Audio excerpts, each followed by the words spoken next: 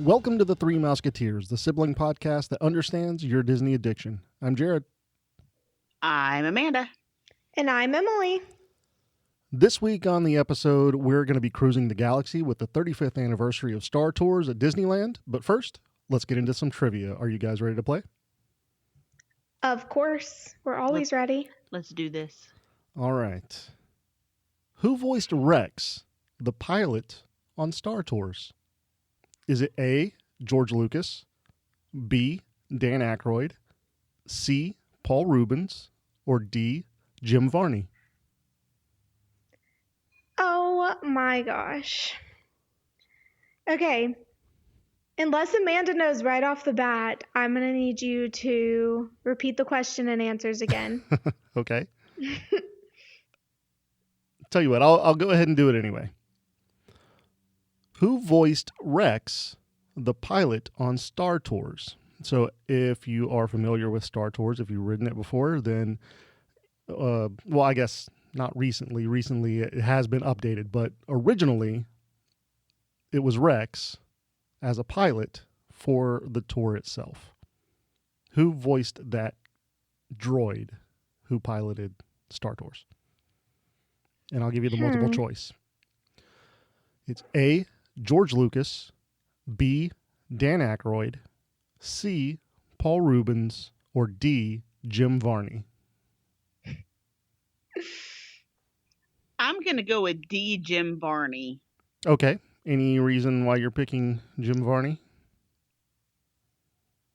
Because I have no reason, but I know you like him a lot, and we talk about him, seems like often, so I'm going to guess him. I do. So for those who don't know who Jim Varney is, he is Ernest P. Worrell. I mean, and he has done stuff with Disney before. He has, and that's why I'm like, I don't know that that's right, but that's what I'm going to guess. You know, I really have no clue. So I'm going to guess that as well, because at least Amanda has some sort of something to back it up. Okay. Not really, but okay. It's more than what I have. All right. So finally, we're getting both of you as a consensus on the same answer. Yeah, it's At your last. dream come true. It is my dream come true. Wait. I think I want to change my answer. Oh, man. No. You've already locked in your final answer. Hey, I don't remember being asked. Is that your final answer? Too bad. It was That is implied. true. It was implied. All right, fine. Okay. I mean, if you're going to change it, what would you change it to? Pee Wee Herman. Okay. Any reason why? Because now, I mean, doing research for the episode today, I want to say I saw that he had some part to do with this. So, yeah, I think I'm going to switch to Pee Wee Herman, if I could. Are you really?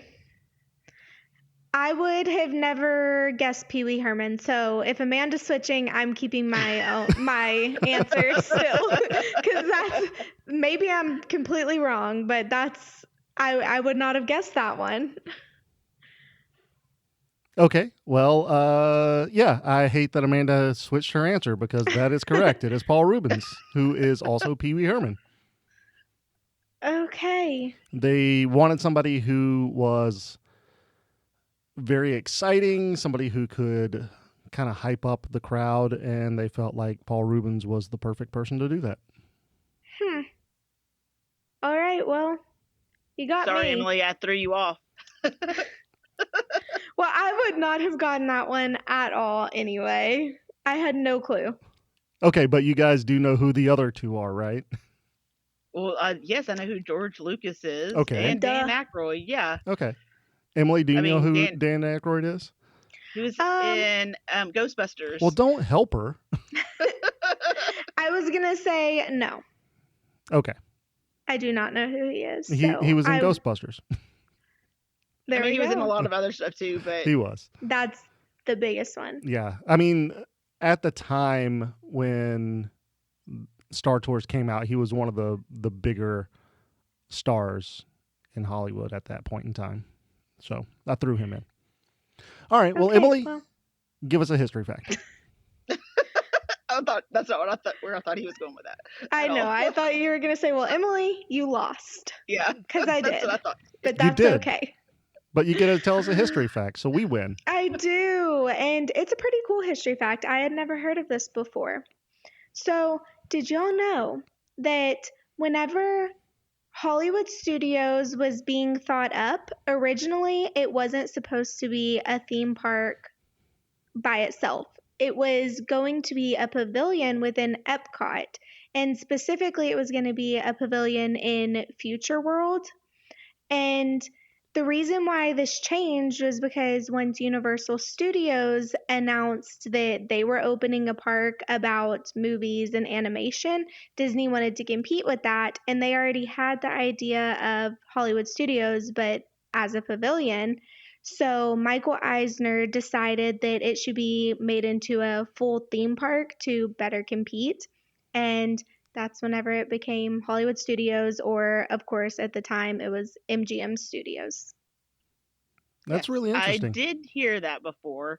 I cannot imagine it as a pavilion because it's just, even whenever it first opened, it was so much bigger than what the pavilions are in Epcot. So I can't imagine that. I know, me neither. It doesn't seem like it would really fit either. Right. No. So I'm glad that it just was made into a park on its own. That's much better to me. Yeah. Even though Me it's too. still, to me, it's gone through a lot of theming changes and hasn't really been able to find like its ground, but It's like it's still a teenager. It's still trying to find Yeah. its identity. it is. I think it's somewhat, no, that's not true. I was going to say they've started to get things together, but I really don't think they have. It's still All over a the little place. bit, yeah. I love it, but it's a little all over the place. Yeah, for sure. I mean, we have Galaxy's Edge, and that's the most concise area of Hollywood Studios. Yeah, I agree with that. I think that helped it, but it's still kind of, Nothing congeals. It's just like, Yeah. oh, here's a land over here. Oh, here's land over here. Oh, here's some Hollywood stuff over here. It just doesn't all yeah. mesh. Well, very and well. the original plan was supposed to be movies and animation, but since then it has strayed from that, and like it was supposed to be a movie set, Yeah, but- well, it's not anymore. They No, took all the not movie sets anymore. away. But then there's still these tiny like little hints of like the Hollywood behind the scenes movie set. I mean, it was It's a little- definitely a movie studio whenever I was a star at Disney, so. Oh, good grief. Yeah, whenever you filmed your big movie. My debut, yeah. Mm-hmm. We see how well that's gone for you. I'm really curious. Like, I don't think that if it was just a pavilion, I don't think we would have like Tower of Terror, and that No. disappoints me. No, I think there might have been like one ride, and it would probably honestly have been like a backlot tour ride, Yeah, that's or maybe probably like what the it'll- Great Movie Ride or something. One of the two, And maybe that's it. maybe both. Maybe if both there of was them. enough Maybe both. space. Yeah. So I'm glad they made it its own park, for sure. Me too. All right, Amanda, why don't you go ahead and give us a tip? All right. So after going on our trip back in December, my tip is stay in a deluxe resort. And the reason I say that is because you get the extended evening hours right now they're only at Magic Kingdom and Epcot, but man, they are worth the extra money by staying in the deluxe resort. Not only do you get a nicer resort, but those extra hours at the end of the evening, there was basically no one there. We walked on so many rides at Magic Kingdom. It was so nice. We were able to get on Seven Dwarfs Mine Train in about 20 minutes. Whoever gets on Seven Dwarfs Mine Train in 20 minutes without paying for it? I mean, honestly, it was really nice. Plus, it wasn't so hot. It was just much more enjoyable. I would highly recommend it. All right. So Very good tip. I have a question. So what time, like, I know it's kind of different every day, or at least it used to be, but now, like, what time are the parks closing to guests who are not staying at a deluxe resort? It depends on the day. The so whenever we went, we were able to do Magic Kingdom's evening hours twice. The first time the park closed at 9, I believe, and then the extended evening hours were for 2 hours after that, so it was over at 11. The second time we were there, the park closed at 10, and so the extended evening hours ended at midnight. Okay. I was just curious as to like how late it was if you weren't staying at a deluxe resort. Yeah, it just depends on the night. When we were there, it was the 15th was the night that we stayed until midnight. So the closer it got to Christmas, I think the later it stayed open basically. So probably in January, February when the crowds are usually lower, my guess is they probably close at like 8 or 9 and then you get 2 hours after that. And it's only on certain days. Okay.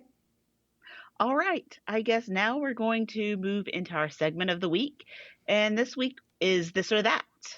And I want to know, would you prefer to do a Marvel day at sea or a Star Wars day at sea? I already have my answer. This one's easy for me. Okay. This I'll one's let Jared. this one's not so easy for me. I think I have my initial answer, but I could see both of them happening and both of them being very good. Uh, I'm going to go ahead and say I would rather have a Marvel day at sea, just because we already have like the Star Wars stuff going on with the Star Cruiser and stuff, but I don't know.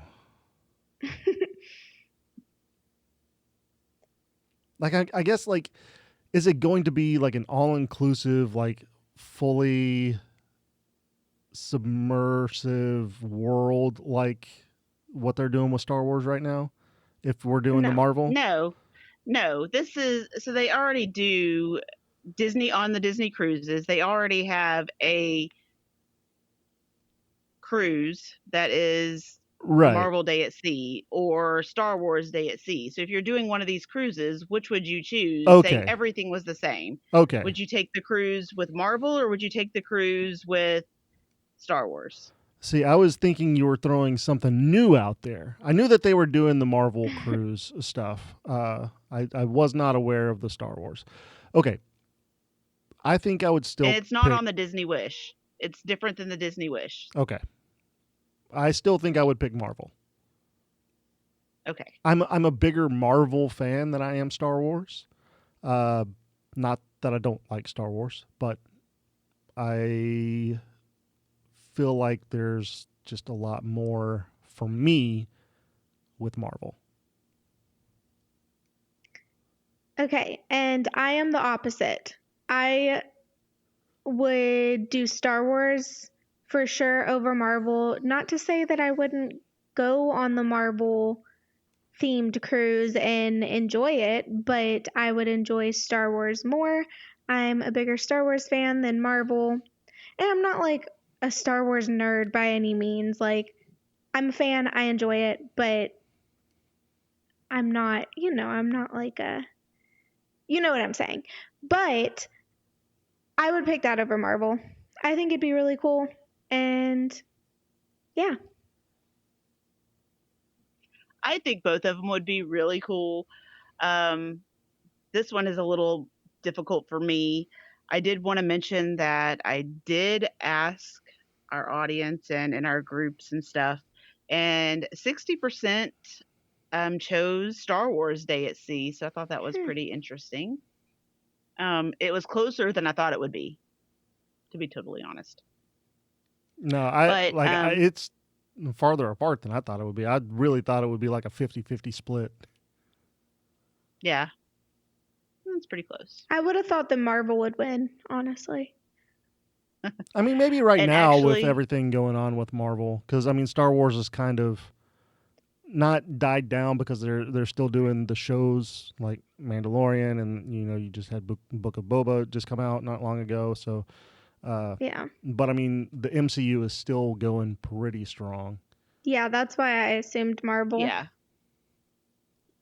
I mean, Star Wars hasn't had a movie out in a long time. Right. They've had shows, but no movies. Mm-hmm. For me, I would pick Marvel, I think. Your husband wouldn't. No, he wouldn't. He actually didn't. He chose Star Wars. I like Star Wars. I have nothing against Star Wars. I feel like I know more about Marvel and follow it better than I follow Star Wars, if that makes sense. I know more of the characters and how they interconnect with things better with Marvel than Star Wars. So that would be my choice. All right.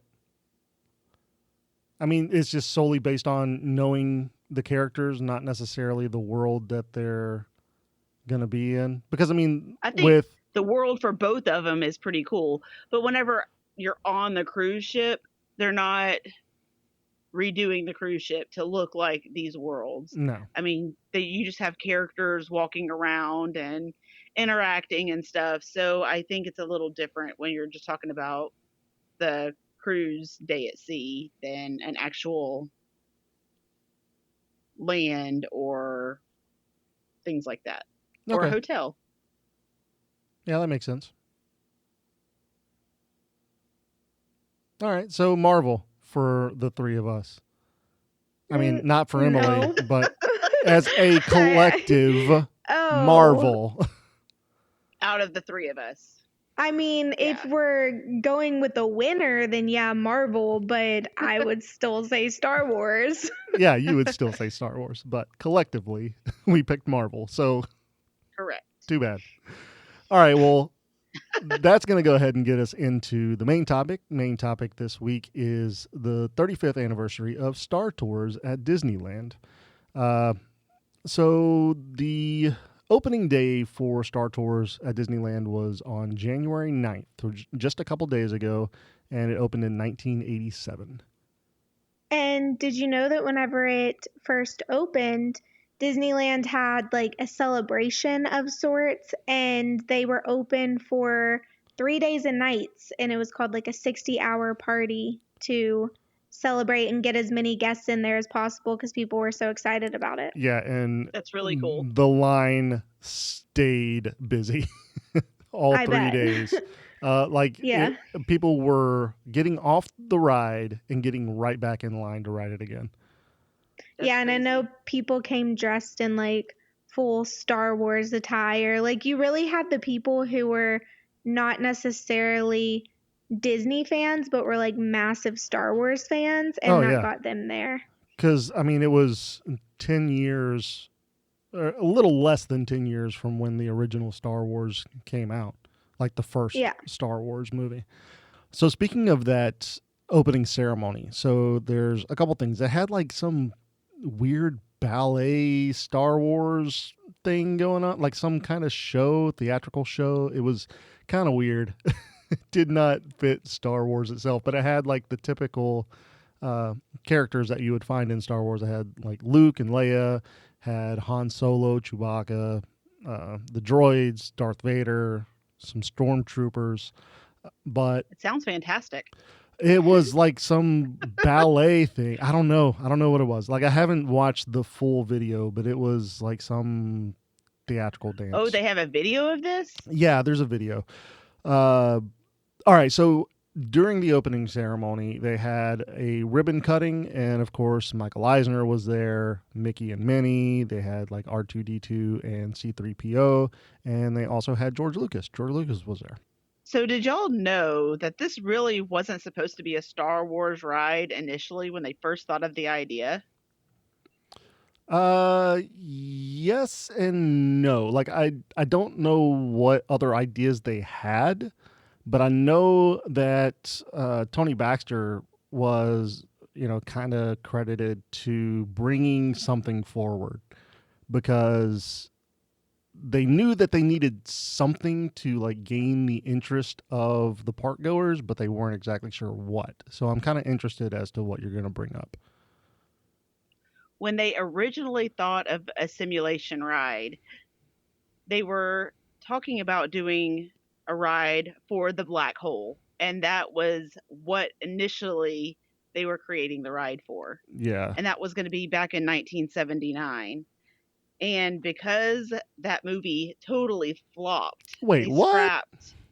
Yeah, they totally scrapped the idea. And then when Disney and George Lucas and Lucasfilms started working together in 1986, they decided to bring this up again and do the simulator and make Star Tours, make it Star Wars. So the interesting thing also is that Tony Baxter was working on this, and he originally brought the idea to Walt's son-in-law and the CEO of Disney, Ron Miller. And Ron Miller was either trying to decide whether to go with Steven Spielberg or George Lucas. And because of the relationship with Sony and Steven Spielberg, they went with George Lucas, which is kind of funny though, because George Lucas specifically says that he has always loved Disneyland. And it's a fun fact, George Lucas was actually at Disneyland on the second day of opening. Oh, That's cool. kind of came full circle. Yeah. It did. The only problem that George Lucas had with Disneyland is Tomorrowland because he thought it wasn't sci-fi enough. Tomorrow, yeah. Yeah, I could see that. Me too. Hey, something that I thought was really cool is that for the actual ride vehicles, Imagineers purchased military flight simulators that cost $500,000 each. And that's what they use like for the structure of Star Tours. That's cool. Yeah, and then when the ride was all said and done, it ended up costing $32 million, which was almost twice the cost of building the entire Disneyland whenever it opened. Yikes. That's crazy. Yeah. I cannot imagine them doing that now. No, me Mm-mm. either. Like, I know that that's we're insane to getting me. Tron. I know that we got Remy's Adventure Ride, and I know that we got like Mickey and Minnie's Runaway Railway, and we've gotten some newer attractions and stuff, but I don't see the current Disney as we know it doing something like that No. I don't and know. like I'd be making it curious- happen. I'd be like really curious to know, maybe one of y'all knows this. If not, we should look it up after the show. But I'd be really curious to know how much Rise of the Resistance cost whenever it was all said and done, because that's a pretty like innovative, big attraction. Have you ridden it yet? You haven't ridden it yet. I have still you? have not, no. It is, but it's not all necessarily the ride. I don't know. It's not technology isn't all part of all of it. It's hard to explain without giving it away. Okay, so a little bit of quick research. So the Millennium Falcon flight simulator ride is $55.7 million. Wow. And it looks like Rise of the Resistance was $77.9 million to build. Whoa. Yes, but you have to remember inflation. Yeah, we're So- talking about like 2000. When did Rise of the Resistance come out? 2018? 2017, 2018, somewhere around there. And Somewhere around we're there. talking about like $1986, $87. That's a lot of money. Yeah, that really is a lot of money. I'm not sure how much it equates to, but it's a lot more than the 77 million or whatever. Probably for so. Rise of the Resistance. So one of the things that I wanted to bring up was that this is the first Star Wars attraction ever. And people got really excited about it, and I think that's one of the reasons why this was so successful, was because it finally was able to put fans of Star Wars into that world. Right. And look of where it's led from there. Yeah, I mean there's 4 versions of this ride. There's one in Disneyland, one at Hollywood Studios, one at Tokyo Disneyland, and one at Disneyland Paris. Right. And that's something I was going to bring up because I think it's pretty cool that it was such a success at Disneyland that they brought it to not only the other park in the US, but to 2 other parks worldwide. Yeah. That's pretty amazing. Yeah. Yeah, I think so. I mean, Star Wars is a big deal. People want it. It is. People want Star Wars. Yeah. And in Star Tours, the one in Hollywood Studios, I guess it opened when the park was called MGM Studios, but it only opened 2 years after the one in Disneyland opened. So it wasn't that long afterwards. Yeah, not that long. But again, it's because it was so successful at Disneyland. Right. One of the things we didn't mention was that this was designed by, obviously, the Disney Imagineering and George Lucas, but ILM had a hand in the creation as well. And something that I thought was cool, since you mentioned the Imagineers and who created it, have you noticed that the flight, no matter what simulation you're on, that it's always flight 1401? And that's a shout out to the Imagineers that designed the ride, because the address is 1401.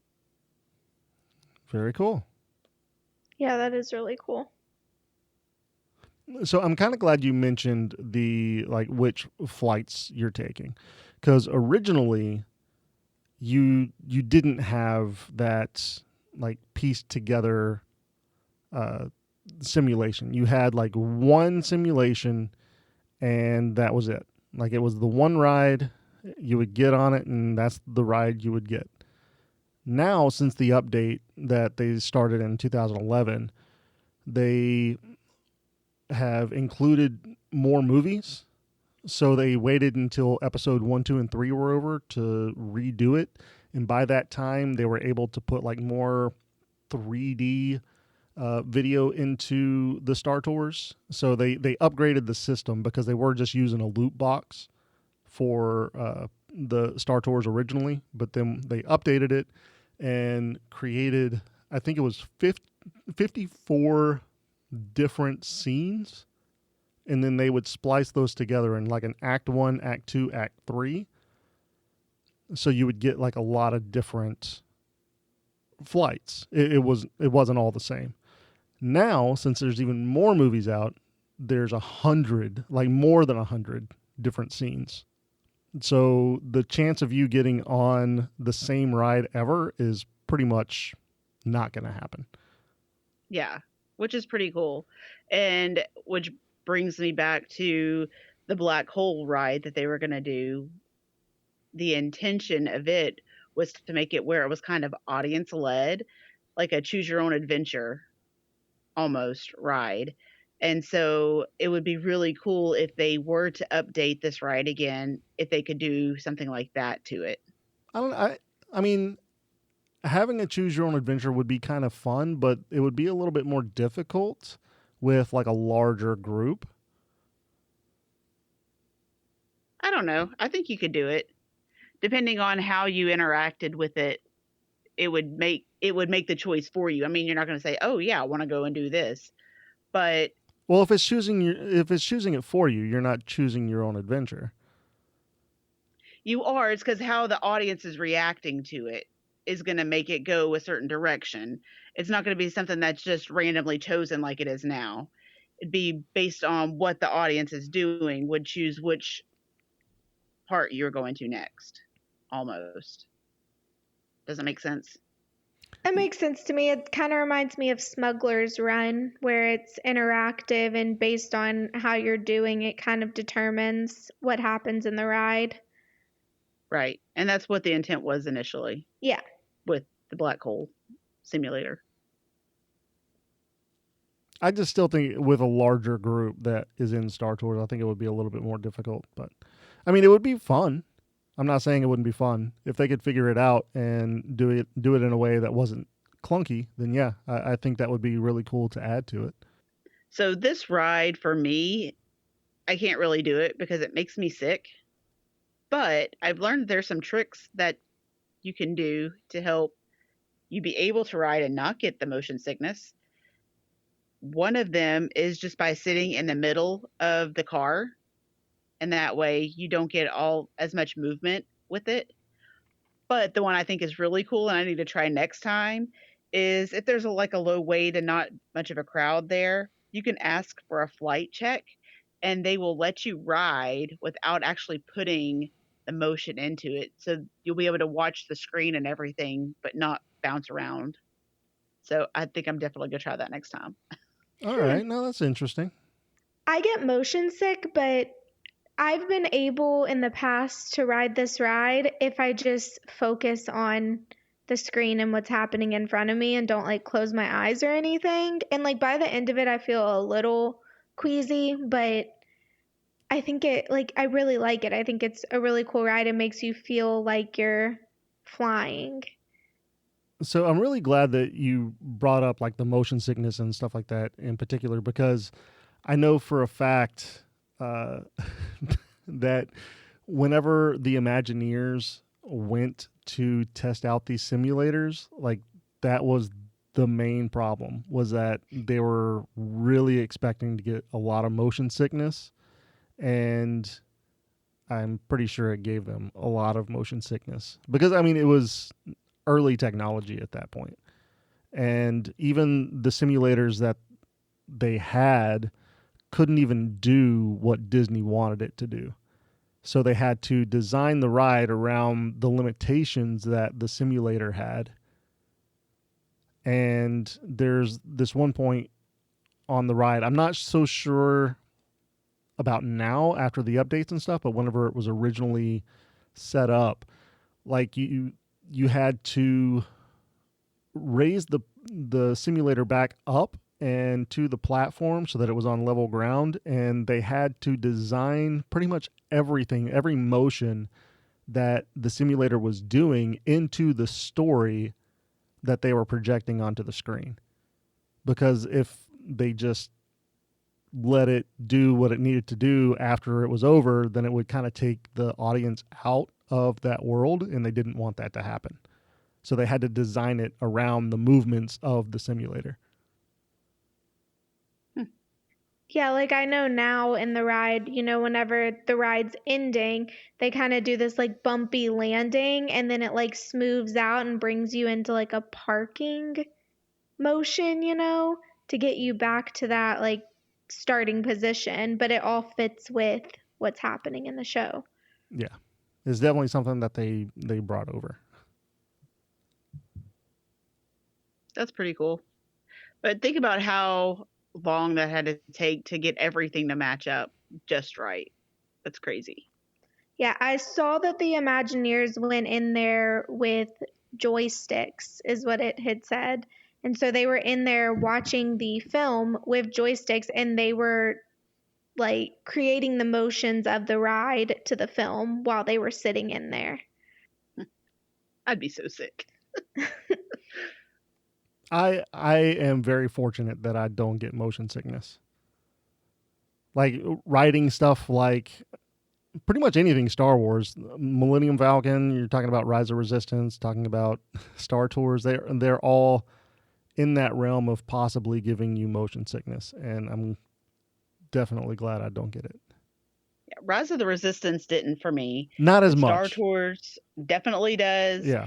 And I have been a little scared to ride Smuggler's Run because Star Tours makes me nauseous. So Yeah. I think I've only ridden Smuggler's Run once, but just from my experience on it, to me, it's less severe than Star Tours. Like Star Tours, like jostles you around and shakes you up a lot more than Smuggler's Run to me. I'd okay, agree so with maybe that. I'll have to try it then.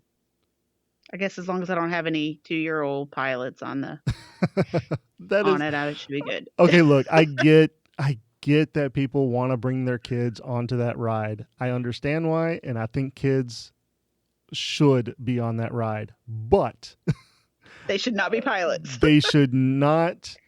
They should put the parents with the kids in their own separate compartment and let the other people who aren't with those kids go on another I set. agree. I agree because children ruined my experience on that ride. Like they truly did. They sat there, they would not control the ride. They just sat there screaming and crying, literally crying the whole ride. It was a nightmare. Yes. And like I said, children belong on the ride. I'm not saying that children should not be going on a ride at Disney, but as the older crowd, being like teenagers and above, you should be able to be like, no, I don't want to ride with them. Can you please put me in my own compartment with people they should around have, my like- same age or maybe a little older? They should have like a 16 and up section. Yeah. Adults only section. Kinda- Yes. Kind of like how they have single rider lines. You have 16 and up line. Yes. Yeah. No, I agree with that. I'm down for it. Let's make it happen, Disney. All right. I'm pretty much done with all of my facts about this ride, except for one. This one isn't necessarily about the ride itself, but it's kind of related. So, you know how at the beginning of the show I talked about Rex, the pilot of the original ride, correct? Yes. I know where he is now. Okay, I was going to ask, do you know where he is now? I do. Emily, what about you? Let's give Emily a shot first. I mean, not that I can think of. Give me a hint. He's in Galaxy's Edge. He likes to move it. He's in Madagascar? Yep, he's in Madagascar and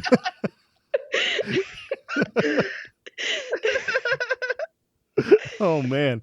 All right. Amanda, why don't you go ahead and tell Emily where he is? He is the DJ at Oga's Cantina. Oh, duh. I actually did know that, and I completely forgot. That totally slipped my mind. He's in Madagascar. Well, she said he likes to move it.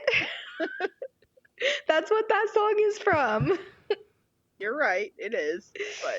But But yeah, I thought that was a pretty interesting fact. Like, he was so bad at being a pilot that now he's a DJ.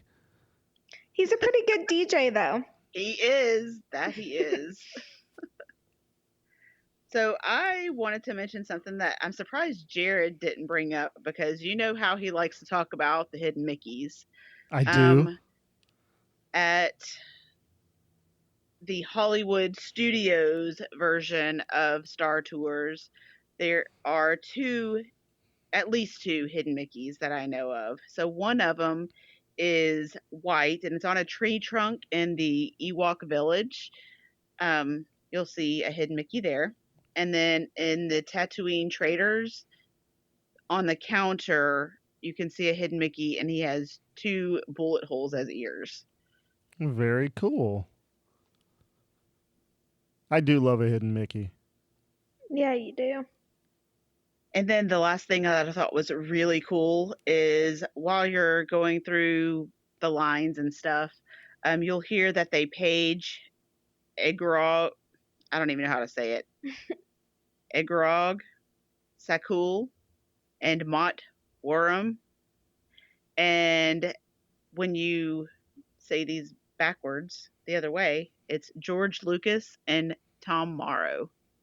Very cool. Yeah. I feel like I've heard that before, but I don't know. I had definitely heard that before, and it's a really cool fact. Yeah. So next time you're going through the line, you'll need to pay attention and listen for those.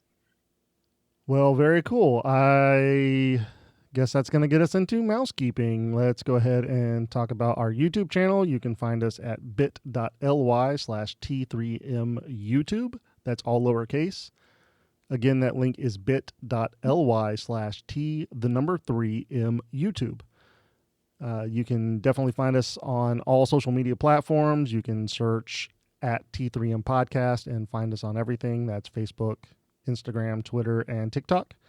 Leaving us a 5-star written review on your podcast app of choice is the best way to let us know how we're doing and if we're covering the topics that you want us to cover. Also, if you have already done that, then just go ahead and talk to your friends and family who are also Disney fans and let them know that we have a sibling podcast that talks Disney. I'd love to plan your next magical getaway. Whether you're looking for a Disney vacation, Universal vacation, all-inclusive resort, international destination, or a cruise, I'm here to help. Contact me when you're ready for your free, no-obligation quote. And don't forget that my services are complimentary. You can find me on Facebook at Amanda.hollis, Capture the Magic Vacations, or send me an email at amanda.hollis at capturethemagicvacations.com. Join us for our next episode releasing Thursday, the 27th of January. Be sure you're subscribed to the show so that you're updated when a new episode comes out every other Thursday. That's going to do it for this episode. Thank you all for listening. You can also be a part of the magic by following the show at T3M Podcast on all social media platforms. That's T3M Podcast. Leave us a 5-star written review. We'll read it on an upcoming episode. If you have an announcement that you would like to have on the show or just want to reach out to us, you can send us an email at t3mpodcast@gmail.com. Have a zippity-doo-dah day! See you real soon.